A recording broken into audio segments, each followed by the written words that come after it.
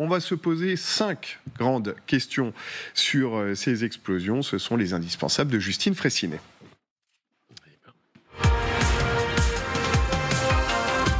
Bonsoir Justine. Bonsoir Emmanuel, bonsoir à tous. Alors, première question, sommes-nous certains qu'il y a eu 2 drones ?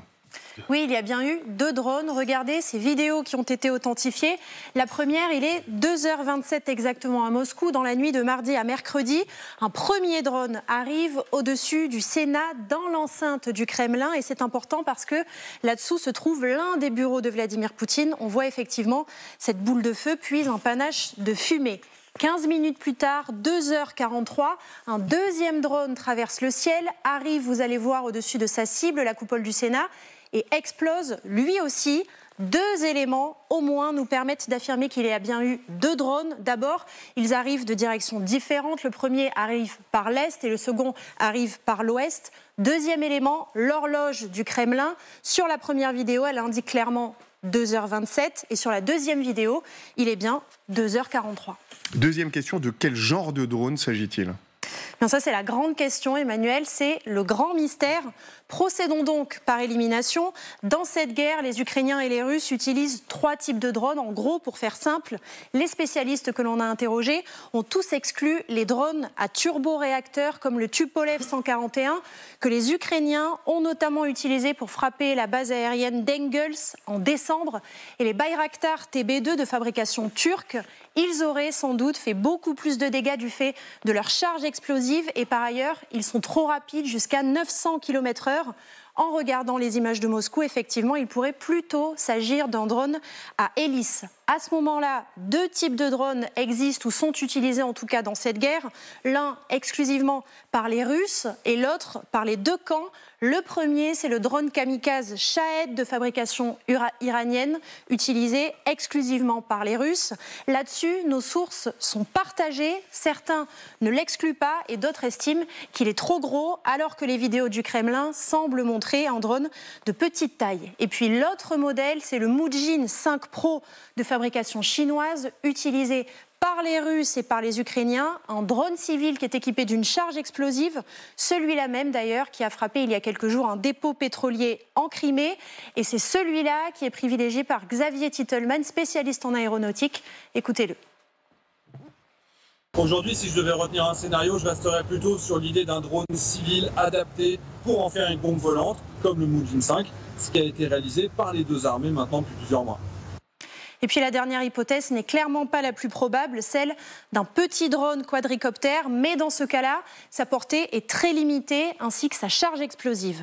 Et si l'on observe maintenant la portée des 2 drones les plus probables qui ont été désignés par les spécialistes, celle du drone militaire Shahed est de 300 km environ, vous la voyez ici cerclée en jaune, et puis celle du drone civil Mujin 5 Pro, 800 km. On voit donc qu'en théorie, l'un de ces 2 modèles, le Mujin en l'occurrence, pourrait bien avoir décollé d'Ukraine. Sauf qu'ils auraient dû être perturbés par les systèmes de brouillage satellite qui protègent Moscou.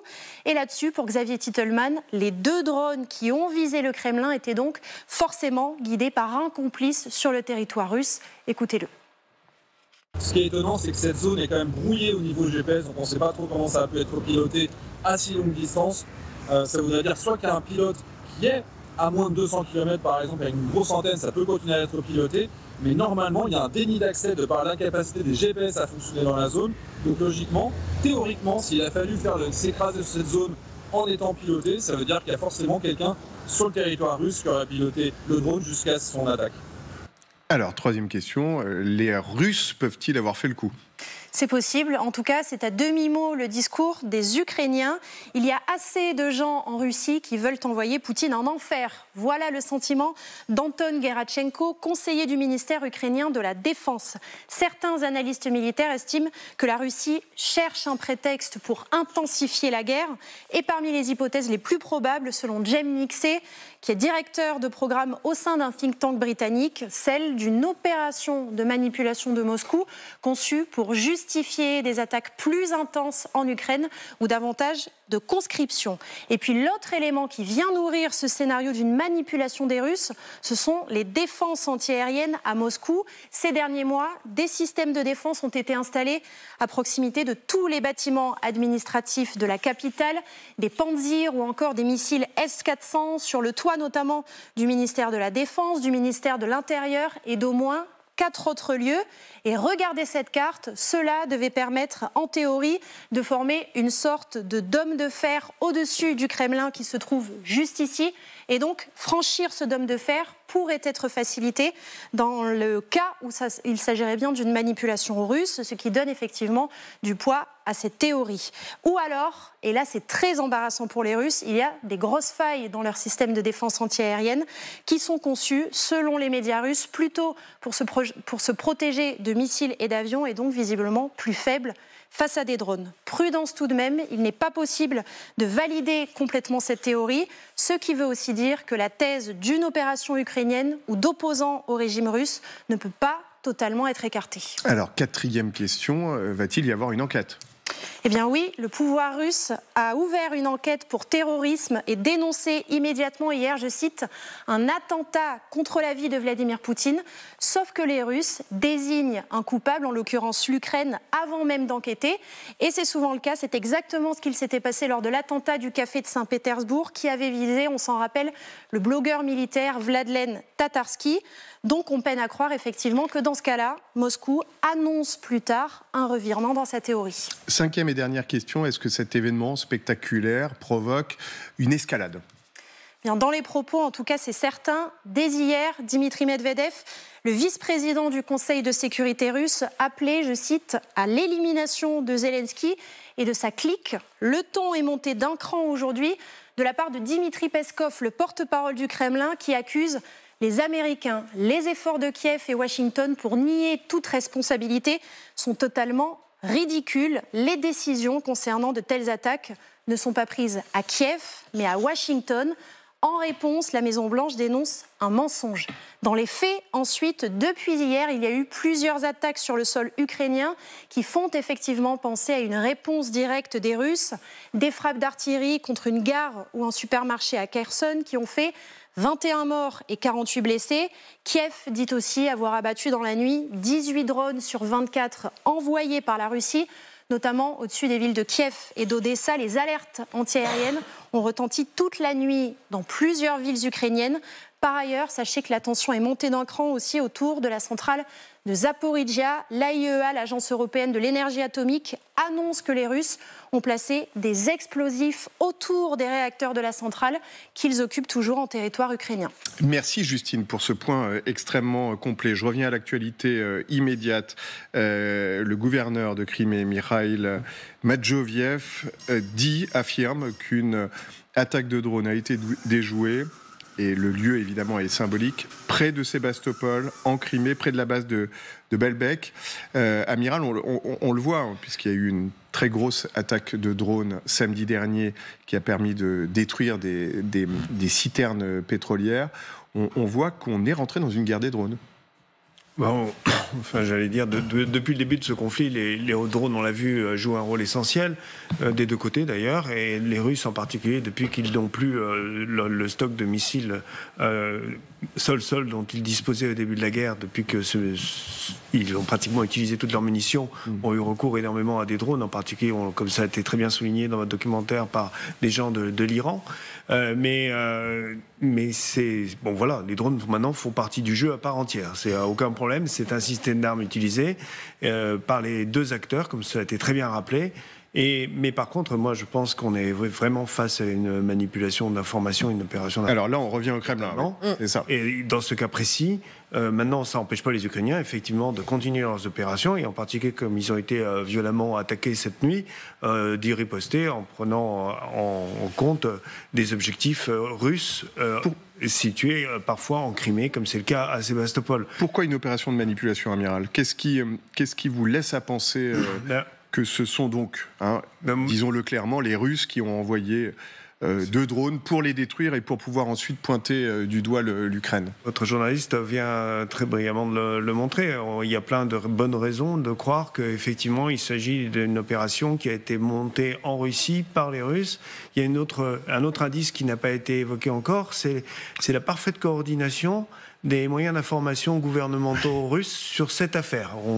On a l'impression qu'ils avaient un scénario, qu'ils savaient exactement à quelle heure et à quel moment il fallait intervenir et ce qu'il fallait dire. Donc ça, c'est une opération de communication parfaitement montée et qui se déroule comme un long fleuve tranquille, si j'ose dire. La perturbation, elle vient du fait qu'il y a des dénégations claires de la part des Ukrainiens, pour une fois, alors que les Ukrainiens, jusqu'à présent, quand c'était des attaques sur des objectifs militaires, ils se taisaient le doute. Souvent, ouais. Et puis, une délégation tout aussi claire des Américains. Et c'est assez rare aussi qu'un porte-parole américain qualifie de menteur son équivalent russe. Jusqu'à présent, ils avaient gardé un peu certaines mesures. Et pour pouvoir le faire, en particulier aux États-Unis d'Amérique, ça veut dire qu'il a des preuves que son homologue, si j'ose dire, sa langue a fourché. Alors, je continue mon tour de table. C'est un peu la pompe à brouillard, parce qu'il n'y a pas d'enquête claire. On n'a aucun élément visuel, même. Habituellement, il peut y avoir des débris de drones qui sont filmés. Non, mais après. Ouais. Mais si vous regardez les photos du dôme du Sénat, il est juste légèrement brûlé. Voilà. On a l'impression qu'on a déversé un bidon d'essence, qu'on l'a fait péter, et que c'est ce qui a donné cette magnifique photo. Jean-Dominique Merchet, pour un événement de cette ampleur, on rappelle que le Kremlin, c'est la Maison-Blanche, c'est l'Élysée, enfin ce sont des lieux qui sont d'une importance absolument vitale pour un pays. Bon, écoutez, il faut être honnête avec les téléspectateurs. Quand on ne sait pas, il faut leur dire. Et il ne faut pas faire... Enfin, moi, je ne sais pas. Je ne comprends pas, je vois des choses. Il est difficile d'être plus complet que l'a été Justine dans sa présentation du sujet. Ce qu'on peut remarquer, c'est qu'on ne sait pas comment ils sont interceptés, s'ils sont interceptés. Manifestement, ce sont des petits drones, parce que les charges explosives ne sont pas très fortes, ce sont de petites explosions. Le dôme du Sénat, du Kremlin, ce qu'on appelle le Sénat, c'est un des endroits du Kremlin, n'a manifestement pas été détruit. Donc on n'est pas dans une attaque massive qui aurait percé le toit. Voilà. Bon. Donc ça, on ne sait pas. Et on ne sait même pas, on dit qu'ils ont été interceptés, comment, où, par quel système ont-ils été interceptés? On ignore ça. Alors, moyen électromagnétique, c'est-à-dire une interception électronique qui provoque l'explosion, l'autodestruction du drone. C'est ce qui a été avancé par les... Oui, possible. Donc, juste au-dessus du dôme, c'est possible. Donc, on a quand même énormément d'incertitudes et techniques et sur la motivation des uns et des autres pour faire ça. Après, c'est vrai qu'on l'a dit, les drones, c'est... Aujourd'hui, l'arme presque systématique de ça. Mais en même temps, quand on parle de drone, on parle de choses tellement différentes que ça nous brouille nous-mêmes notre compréhension du phénomène. On va revoir quelques modèles, parce que vous avez raison de préciser que... Aujourd'hui, tout est quasiment un drone. C'est ça. Un missile de croisière. On est passé du micro, d'un petit engin gros comme mon pouce, qu'on va téléguider pour aller dans la pièce d'à côté, à ce genre de drone-là. Un engin gros comme un Boeing ou un Airbus qui vole à 40 000 mètres d'altitude et qui fait du renseignement. On va revoir les fameux Shahed de fabrication iranienne. Oui, il s'est passé quelque chose, clairement, mais bon, je suis comme tout le monde depuis hier, je m'interroge, je me pose beaucoup de questions. Ce qui est intéressant, c'est que les Ukrainiens, effectivement, auraient pu observer no comment. Oui. Voilà, non, écoutez, il s'est passé un truc. Ah bon, il y a eu une explosion au Kremlin. Bon, là, ils disent non, c'est pas nous. Bon, voilà. Vous voyez d'autres types de drones qui sont diffusés pour montrer effectivement cette variété dont vous parliez. Mariana Perbenesiuk. Alors, je pense que on a déjà assez exposé pourquoi on peut écarter la piste ukrainienne, parce qu'on voit très bien que les Ukrainiens, ils sont très occupés à attaquer les dépôts des carburants. Il y a eu 3 feux dans les dépôts de carburant rien que pour aujourd'hui. Et ça, on comprend la logique militaire, l'utilité, alors que là, on ne voit strictement aucune utilité pour les Ukrainiens. Donc, alors sur le papier, on se dit que tuer Vladimir Poutine... C'est pour ça que je voudrais m'approprier de la formule d'Amiral Vichot. Je pense qu'elle est particulièrement juste. Opération montée par les Russes en Russie, mais justement, elle est suffisamment générale et vaste pour qu'on n'en sache rien. Est-ce que c'est vraiment le gouvernement russe ou quelque autre type de Russe? Et ça peut être vraiment tout et n'importe quoi. Pour des raisons, alors on ne va pas revenir, ça a été bien exposé, comment on aurait besoin des complicités, on aurait besoin de probablement de lancer ces drones, de la proximité, tout cela. Et il y a quand même, c'est vraiment, là je suis d'accord avec Jean-Dominique, c'est que c'est vraiment très peu clair. À la fois, on a vu des indicateurs que c'était quelque chose qui fait partie d'une opération de communication. Il y avait des réactions, et des réactions très fortes qui étaient préparées tout de suite. Hein.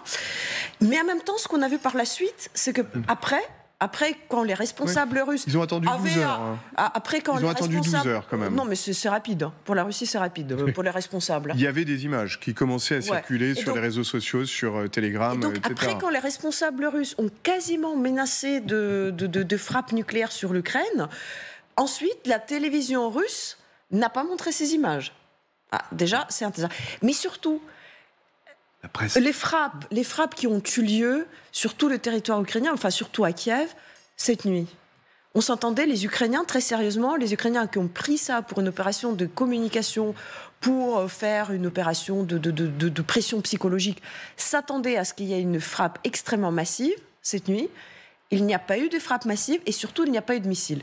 Et pourquoi c'est un détail important? Parce que les frappes aériennes, pas avec les drones, mais avec sont des le bombes, signe avec des bombes ou des missiles, se préparent en avance. Il faut plusieurs heures, plusieurs jours, voire plusieurs jours pour les préparer. Donc, si c'était une préparation russe, ils auraient certainement préparé ces frappes avec des missiles. Or, il n'en est rien.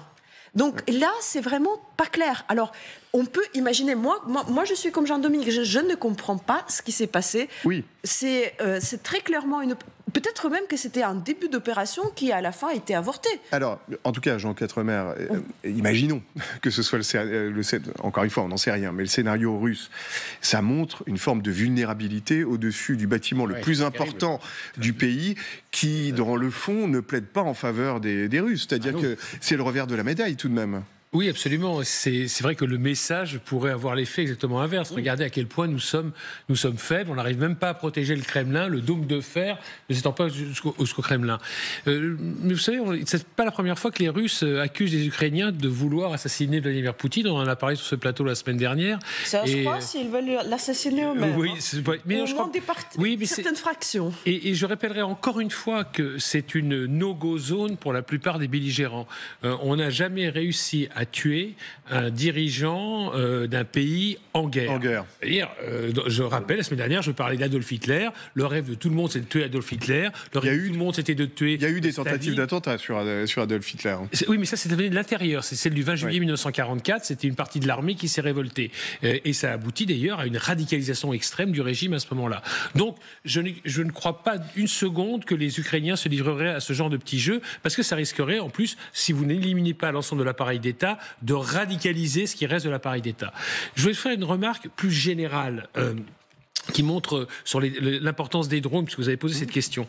Ça montre à quel point l'armée française s'est plantée lamentablement ces 15 dernières années. On est en train de partir sur un autre sujet. C'est très intéressant sur le drone. Parce que le drone, c'est... Moi, je me rappelle, à chaque fois que je parlais avec des militaires français, notamment de l'arme aérienne, c'était vraiment... il faut des pilotes dans des avions, et puis voilà, un magnifique Rafale, etc. Ça, c'est magnifique, c'est bien. Mais le drone, pas question. Et on a fait un drone, si on a réussi à faire un drone avec les Allemands, allemand qui est même pas encore en production, avec 2 énormes moteurs, qui en fait ne servira pas à grand-chose parce qu'il est adapté à un conflit. On en fera l'objet d'une autre émission, Jean Quatremer. Vous avez raison d'aborder ce genre de sujet. Je te dis simplement. Mais d'une incise à l'autre, on est encore passé. Heureusement que les Russes ont attaqué l'Ukraine et pas la France, parce qu'encore une fois, on est passé à côté du conflit. Oui, mais encore une fois, on l'aurait perdu nous très rapidement. On aurait pu éviter. En tout cas, les conséquences en Russie sont intéressantes à suivre, parce qu'il y a une forme de psychose, ou en tout cas, il s'installe dans l'imaginaire collectif l'idée que les Russes sont attaqués. Regardez, on vous montre régulièrement des séquences de la télévision russe. Celle-ci est particulièrement intéressante. Avec nos amis. Момент надо понимать, что сегодня вот здесь, среди нас, в Москве, вот тут, среди нас, к которым мы идем по улице сегодня, существуют те люди, которые что? Приехали сюда для чего? Убивать нас и вредить нам. Я к чему это говорю? Не людей напугать. Сегодня, наверное, совершенно другой должен быть подход к бдительности. Вот слово «бдительность». Сегодня любое нестандартное явление, любое подозрительное должно моментально что? Скрываться. Нельзя. Сегодня не должно быть равнодушных. Не должно быть равнодушных. Сегодня каждый, если видит что-то не так, поднял трубку, позвони 112. У нас единый номер для всех служб. Voilà, donc il y a quand même une immense dramaturgie.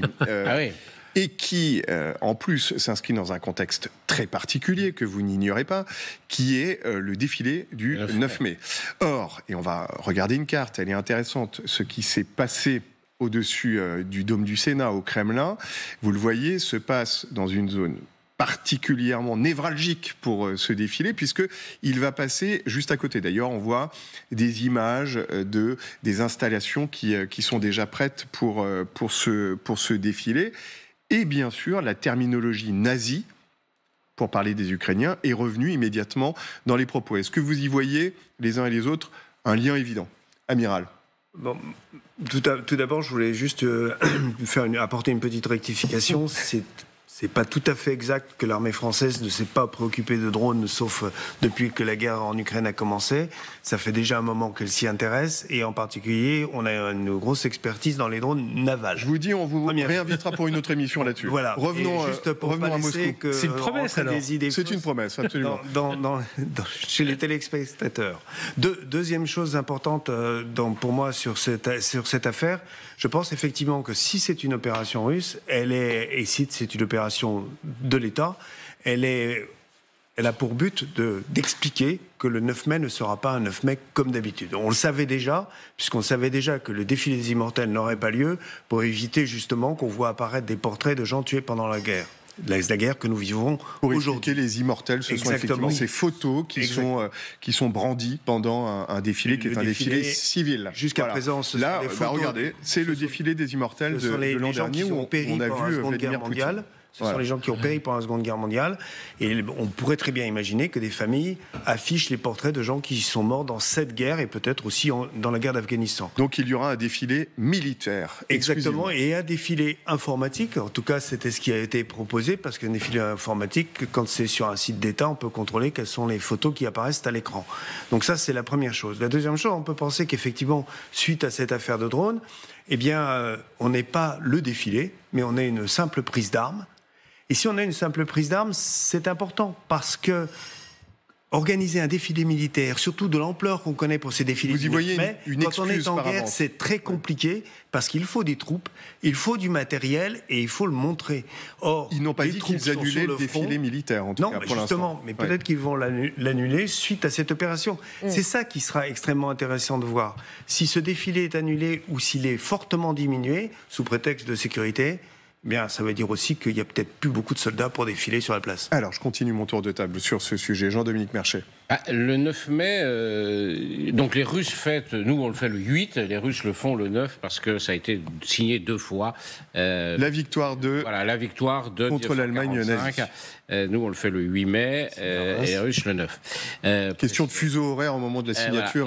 Oui, puis il y a eu 2 signatures. Enfin voilà, ils ont voulu une signature. Une à l'ouest, une à l'est. C'est une anecdote. C'est le défilé en principe de la victoire. Qui peut croire aujourd'hui en Russie que la Russie est en train de gagner la guerre? Voilà, personne. Même les propagandistes les plus fous ne pensent pas ça. Au contraire, les propagandistes les plus fous disent ah ben non, ça se passe pas comme ça. Donc personne de sérieux. Soit les gens s'en foutent parce qu'ils ne veulent pas entendre parler de ça, et c'est sans doute la majorité de la population qui n'est pas très préoccupée par ça. Voilà. Mais les gens qui s'intéressent un peu à la chose comprennent bien que ça ne s'est pas passé comme prévu, que les choses ne se passent pas comme prévu. Le défilé de la victoire, il aurait dû avoir lieu le 9 mai 2022 avec le nouveau président ukrainien pro-russe qui aurait été désigné. Il aurait été là, il aurait dit voilà, on reconstitue. Tout ça se passe pas selon le plan initial. Et plus les mois passent, moins ça se passe. Rendez-vous compte, ils vont fêter la victoire de 1945, c'est la seule grande victoire de l'Union soviétique, c'est la seule chose dont, en fait, les héritiers de l'Union soviétique peuvent être fiers. Ils n'ont toujours pas pris la ville de Bakhmout. Voilà. Toujours pas. Non seulement ils l'ont pas prise, mais si vous voulez, les Ukrainiens regagnent du terrain. Et les Ukrainiens regagnent un peu de terrain. Alors, ils regagnent 2 pâtés de maison, 500 mètres par-ci. Mais la bataille de Bakhmout, elle dure depuis le 1er août. Mais c'est pas Stalingrad. Je le rappelle souvent sur ce plateau, Bakhmout, c'est 7 km sur 7 km. C'est tout petit. L'armée russe est incapable de prendre une ville de 7 km sur 7 km depuis le 1er août. Donc, on peut mettre toute la victoire, tous les défilés du monde, les parachutistes avec leurs bérets bleus, les fusiliers marins, les missiles dans les chars T-14. Je crois que T-14, c'est à peu près le nombre 14 qu'ils en ont réellement. Armata. Armata. Ils ne gagnent pas la guerre. Et ça, c'est un énorme problème politique. Jean Quatremer. Déjà, ils ont annulé les défilés dans la plupart des villes. Le seul défilé du 9 mai de la victoire de 1945, ça sera à Moscou. Et effectivement, il va falloir observer ce qu'ils vont faire défiler comme matériel. Ça va être intéressant. Parce qu'ils vont faire défiler effectivement les ogives nucléaires, les missiles intercontinentaux, ça c'est clair. Mais regardons quelles sont les troupes qui sont présentes. Regardons quel matériel est encore là. Combien il y a encore de chars Armata, parce qu'il n'y en a pas beaucoup. On dit qu'ils ont annulé dans les provinces justement pour ramener le matériel vers voilà, Moscou. exactement. Mais c'est intéressant parce que vous savez que par exemple le char Armata, je le rappelle souvent, c'est un char qui a été présenté, qui devait être entré en fabrication à partir de 2015. Et il n'a jamais été parce que c'était après 2014, donc ils ont pris lorsqu'ils ont annexé la Crimée, et les sanctions européennes leur ont empêché de fabriquer ce char de dernière génération. Et donc ils en ont quelques-uns qui montent à chaque défilé. Alors je me demande combien là on va en voir. Il va falloir regarder pour voir combien on un peu Potemkin. Oui, c'est ça, voilà. On le suivra peut-être ensemble la semaine prochaine. Il y en avait quelques-uns à Bakhmout récemment. Il paraît, voilà. Donc, Mariana Pervé, messieurs. Alors, moi, je pense qu'il est assez... L'agenda, en tout cas. Moi, je pense qu'il est assez difficile, vraiment, d'essayer de faire des pronostics pour le 9 mai. Parce que, pour moi, personnellement, là, nous avons face à nous un événement qu'on n'explique pas facilement, enfin pour des gens qui s'intéressent à la Russie, qui connaissent la Russie, qui connaissent leur main. Ce qu'on voit en fait, et c'est ça ce qui est assez intriguant, c'est qu'il y a eu comme une sorte de manque de coordination. Une partie de la machine s'est emballée, une autre pas. Ce qui veut dire qu'il y a eu comme une sorte de préparation. Mais pas de tout le monde, ou que c'était pas l'avis de tout le monde. Et ce qui est intéressant quand même, il faut le dire, on pouvait faire abattre cela sur n'importe quel autre endroit. On a quand même choisi l'endroit où... Oui, le plus symbolique où Poutine est censé se trouver, même si tout le monde sait qu'il ne s'y trouve jamais, mais vraiment grand jamais. Tout le monde savait qu'il était à Saint-Pétersbourg, c'était dans son agenda public. Voilà, exactement. Donc là, c'est quand même un symbole, il est vraiment pas terrible, parce qu'on sait, et en plus Peskov il s'est précipité pour dire que Poutine va bien. Est-ce que vous imaginez, du point de vue sémantique, il y a un an, on a commencé avec la dénazification de l'Ukraine, maintenant on est obligé de dire que Poutine, il n'est pas blessé dans l'attaque du Kremlin. Est-ce que ça ne sert pas à resserrer les rangs autour du chef. Enfin, le fait de dire qu'il a été attaqué. Pour moi, je pense que nous entrons peut-être dans une zone où beaucoup de choses sont possibles. Nous ne voyons même pas 1/100 de ce qui se passe derrière les rideaux, derrière les portes fermées, mais c'est probablement un signe que quelque chose se passe, quelque chose bouge. Enfin, la machine, elle n'est plus coordonnée, elle n'est plus aussi huilée. Pour moi. Alors, pendant ce temps-là, les soldats ukrainiens s'entraînent. Alors, c'est vrai qu'on reçoit beaucoup d'images, jour après jour, d'entraînement des troupes ukrainiennes qui ne se cachent pas de préparer une contre-offensive majeure. D'ailleurs, certains voient dans les nombreuses actions de harcèlement, de sabotage, les prémices de cette contre-offensive. Là aussi, pour l'instant, on est plus, amiral, sur le terrain informationnel, mais il y a un décalage d'ailleurs entre les flux d'images que l'on reçoit d'Ukraine et puis celles que l'on vient de voir en provenance de Moscou, qui est intéressant aussi. Oui, il faut se souvenir que la préparation, elle suit son cours, que chaque jour qui passe, c'est un jour où les forces ukrainiennes seront mieux entraînées, mieux renseignées. Chaque jour qui passe, c'est un jour où les forces russes vont être désorganisées, en particulier leur approvisionnement en carburant et en munitions. Le fait qu'on s'en prenne actuellement au réseau ferroviaire, c'est particulièrement important parce que le réseau ferroviaire, dans ce genre de guerre, il est crucial pour acheminer... Plusieurs trains de marchandises ont été sabotés, en effet. Pour acheminer carburant, munitions et blindés, c'est capital, donc c'est extrêmement important. Et puis, il y a une autre donnée qu'on n'a pas, et je m'étonne d'ailleurs qu'on n'en parle pas plus dans vos émissions, c'est la météo. Pour faire une offensive massive. Elle redevient favorable. Voilà, alors elle redevient favorable. Là, vous voyez l'entrepôt qui a été il va falloir touché ce matin. Il va falloir quand même quelques jours de beau temps d'affilée. Pour le moment, il y a des jours de beau temps, parce que moi je suis ça d'assez près. On peut le faire, c'est la météo publique, c'est une donnée ouverte. Et les jours de beau temps sont actuellement annoncés par des périodes de 2-3 jours. Après, ça reflotte un maximum. Et donc ça, c'est très dur pour les blindés. Donc manifestement, nos camarades ukrainiens attendent la bonne fenêtre météo pour attaquer. On est comme pendant le 6 juin 44. Jean-Dominique, pour conclure là-dessus, sur cette pour conclure là-dessus, contre-offensive à venir. On attend tous l'offensive ukrainienne comme si ça allait être un grand déboulé comme ça. Moi, je pense qu'elle a commencé. Je pense qu'en fait, on est dans la première phase de l'offensive ukrainienne, enfin de la contre-offensive ukrainienne. C'est-à-dire, il se passe plein de choses. Il se passe des opérations de renseignement, des opérations clandestines, des opérations de sabotage à l'arrière, des opérations de guerre électronique dont on voit assez peu de choses parce que c'est assez discret. La logistique, les choses se mettent en place, des opérations d'information ou de désinformation. On est dans la préparation, enfin c'est même pas la préparation, on est dans une phase de l'offensive. Oui. L'offensive a commencé. Donc évidemment, les chars sont pas en train de débouler dans la plaine, dans les steppes du sud de l'Ukraine, mais ne nous trompons pas, on n'a pas vu cet hiver le début de l'offensive russe, qui pourtant a eu lieu et a échoué. On dit, elle n'a pas eu lieu. Oui, elle n'a pas eu lieu, bien sûr, parce qu'on attendait à ce qu'ils chargent sabre au clair, comme la brigade légère en Crimée. On l'a dit sur ce plateau. C'est ça qui se passe. Et donc, on est dans la première phase. Donc, ça va... Alors, c'est ce que dit Prigojine d'ailleurs, il dit ça a commencé. C'est ce que j'allais conclure là-dessus. Le patron de Wagner, qui est moins bête qu'on ne le pense, il a dit les Ukrainiens ont commencé leur offensive. D'ailleurs, ce qui se passe à Bakhmout en est la preuve. Et on se projette